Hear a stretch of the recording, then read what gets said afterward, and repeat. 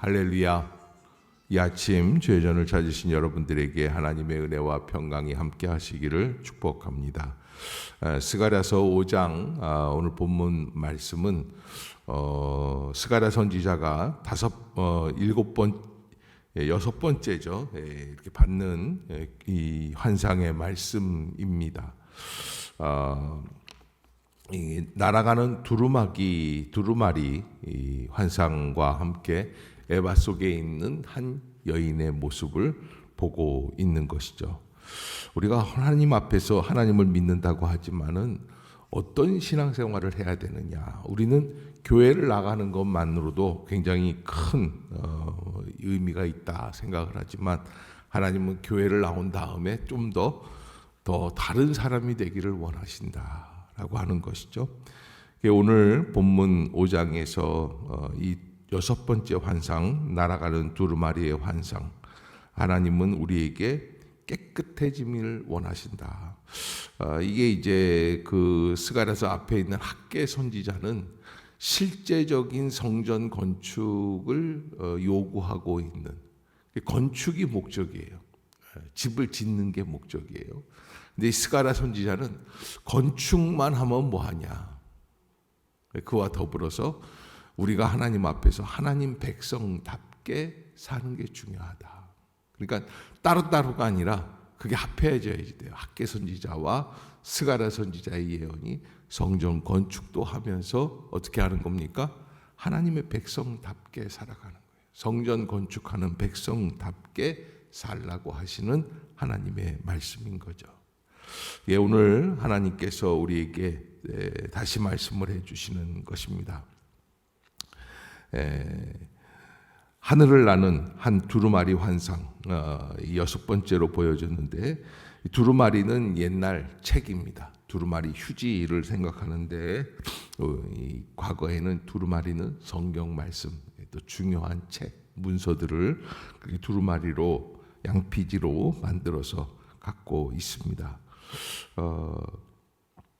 이 두루마리는 구약 성경을 의미하고 심판을 상징하는 책으로서 우리에게 다가오고 있죠.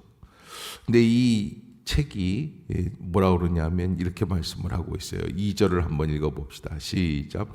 그가 내게 묻되 내가 무엇을 보느냐 하기로 내가 대답하되 날아가는 두루마리를 보나이다. 그 길이가 그러니까 이 20규빗이라는 것은 보통 대충 재서 이게 한 45cm 한 규빗이 그랬을 때 한 10m. 그다음에 그 한쪽은 5m 정도 되는 아주 어마어마한 큰 책이 아마 여기서 여기 끝까지가 한 8m, 7m 될 텐데 이거보다 더 큰 거죠. 그런 책이 날아간다.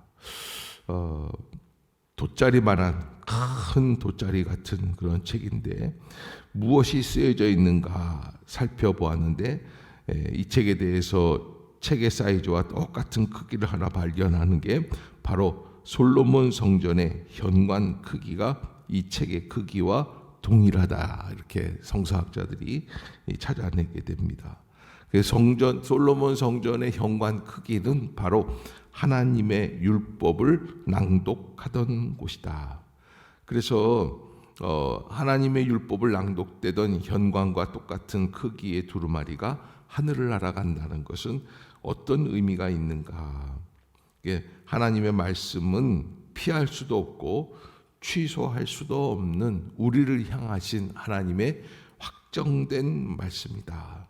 이 책의 글들이 금방이라도 쏟아질 듯, 그래서 하나님의 심판이 우리 앞에는 항상 있다라고 하는 것을 잊지 말라는 것이죠. 두루마리가 이곳저곳으로 날아다니다가 땅에 쏟아지면 그때는 하나님의 저주가 시작이 되는 자리가 된다라고 하는 것을 우리에게 말씀해 주십니다. 그러면 누구를 심판하는가라고 하는 것이 이제 오늘 본문에도 말씀을 하고 있는데, 바로 여기 오늘 본문에 이렇게 돼 있죠. 3절을 한번 보겠습니다. 시작. 그가 내게 이르되 이는 온 땅 위에 내리는 저주라. 도둑질하는 자는 그 이쪽 글대로 끊어지고 맹세하는 자는 그 저쪽 글대로 끊어지리라 하니. 그러니까 하나님 앞에서 도적질하는 사람들을 하나님은 심판하기를 원하신다. 그래서 이 도적질이라는 것은 우리가 남의 물건을 훔치는 경우를 말을 하는데, 단순히 물건만 훔치는 경우가 아니라 시간을 약속하고 지키지 못할 때, 이것도 도적질이죠. 하나님과 예배 시간을 약속하고 그 예배 시간에 대한 시간을 지키지 못할 때도 이게 도둑질이라고 말할 수가 있고요. 감사할 일이 수없이 많은 그런 우리의 상황인데 감사 불감증에 중독되어 버려서 당연히 감사해야 할 것들을 잊어먹는 것도 도둑질이라고 주석가들은 말을 하고 있습니다. 전도해야 하는데도 전도하지 못한다면 역시 도적질이다.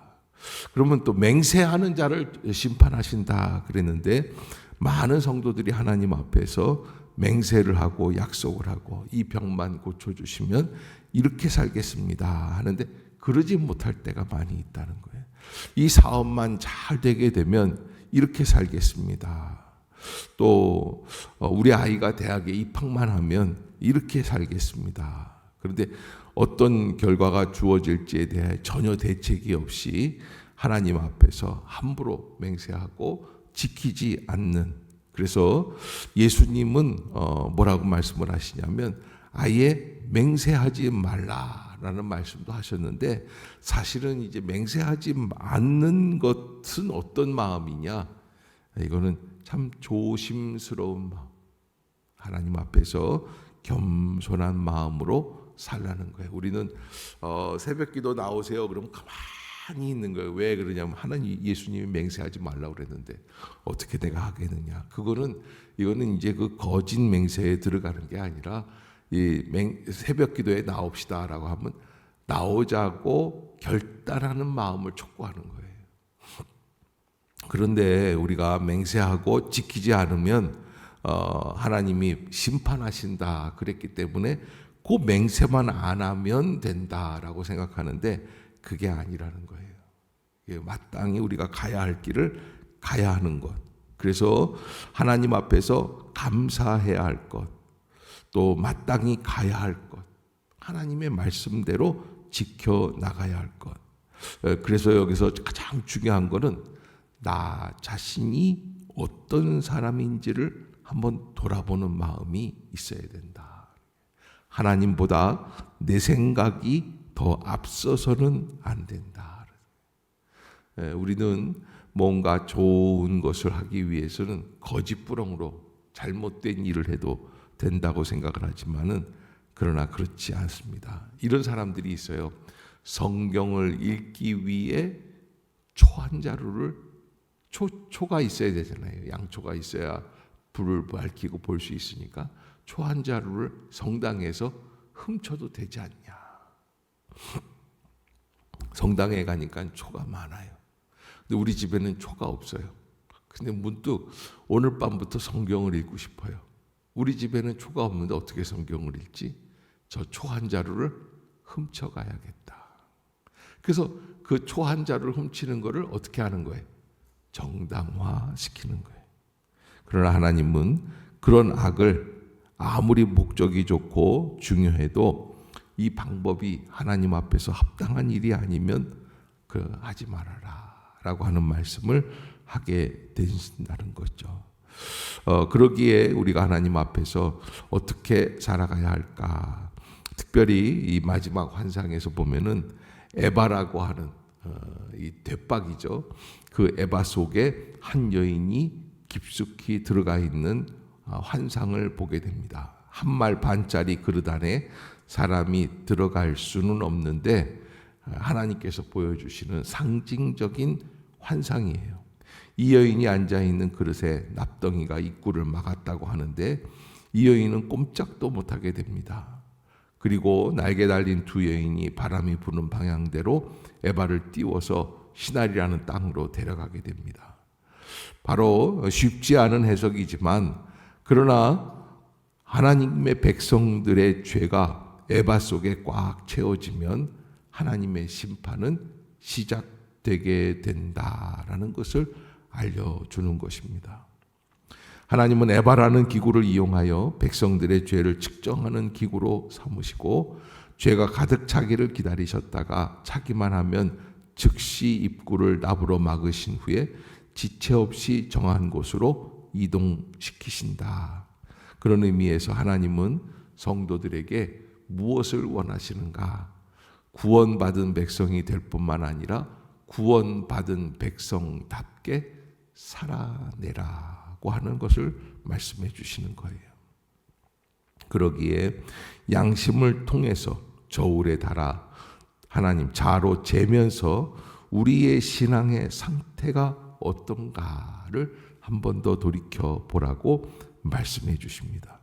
하나님의 기준과 자꾸만 멀어지면 우리는 별 수 없이 하나님의 심판에 처해질 수밖에 없다.